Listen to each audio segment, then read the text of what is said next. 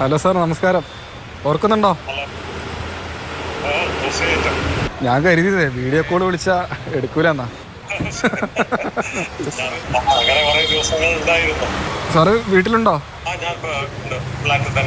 എന്നെ സാറിനെ ഒന്ന് കാണാൻ വേണ്ടി വീട്ടിലേക്ക് വരണം എന്നുകൊണ്ടാണ് ഞാൻ വിളിച്ചത്. ഓക്കെ സാർ, അപ്പോൾ നിന്നെ നേരിട്ട് കാണാം.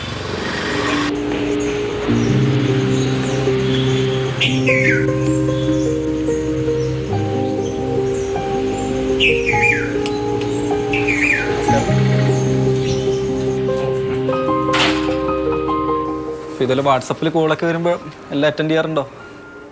ഇപ്പോൾ പഴയതുപോലെയൊന്നുമില്ല. കുറച്ച് ഞാനൊന്ന് വളരെ ശ്രദ്ധ പുലർത്തിയിട്ടാണ്. കാരണം ഒരിക്കൽ പൈസ നഷ്ടപ്പെട്ടുകൊണ്ട് ഇനി അത് ആവർത്തിക്കാതിരിക്കാനുള്ള പ്രിക്കോഷൻസ് എടുക്കുക, അത്രയേ ഉള്ളൂ. കേന്ദ്ര സർക്കാർ ജോലിയിൽ നിന്ന് വിരമിച്ച കോഴിക്കോട് പാലാഴി സ്വദേശി PA രാധാകൃഷ്ണനെ കൂടെ ജോലി ചെയ്തിരുന്ന സുഹൃത്തിൻ്റെ ചിത്രവും ശബ്ദവും നിർമ്മിച്ചാണ് കബളിപ്പിച്ചത്. ആശുപത്രി ചിലവിനായി ആവശ്യപ്പെട്ടത് 40,000 രൂപ പണം നൽകി.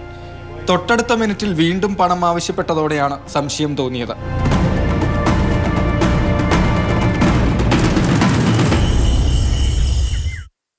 നിങ്ങളുടെ ഈ ഒരു കോള് മാത്രം കേട്ടിട്ട് ഞാൻ എങ്ങനെയാണ് ഈ പൈസ ട്രാൻസ്ഫർ ചെയ്യുക?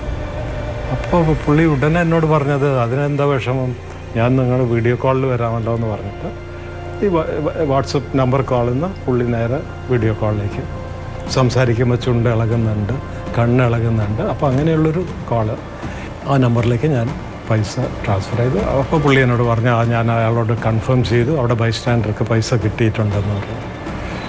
അത് കഴിഞ്ഞ ഉടനെ പുള്ളി എന്നോട് ചോദിക്കുക, രാധാകൃഷ്ണൻ സാബ് ഞാൻ ബുദ്ധിമുട്ടിക്കുന്നതിന് കുറച്ച് എനിക്ക് വിഷമമുണ്ട്, ഒരു 30,000 കൂടി ഒന്ന് ചെയ്താൽ നന്നായിരുന്നു. ഇപ്പോൾ 40,000 അവിടെ ഡെപ്പോസിറ്റിനാണ്, പക്ഷെ അവിടെ മറ്റ് പല എക്സ്പെൻസസും ഉണ്ട്.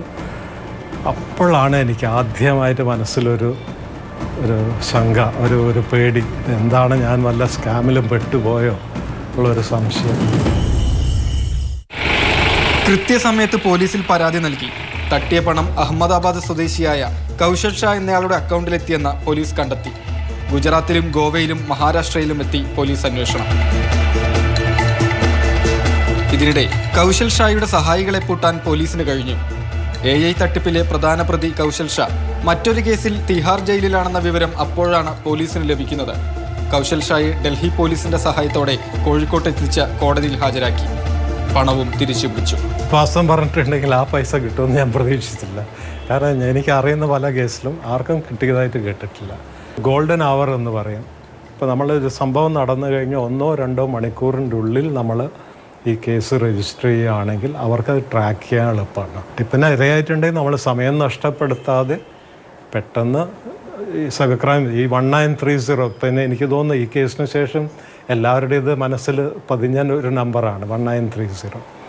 അപ്പോൾ ഈ നമ്പറിൽ വിളിച്ചു കഴിഞ്ഞാൽ തീർച്ചയായിട്ടും ആക്ഷൻ ഉണ്ടാവും. ജോം ടി കെയോടൊപ്പം രാഹുൽ KV, മാതൃഭൂമി ന്യൂസ്, കോഴിക്കോട്.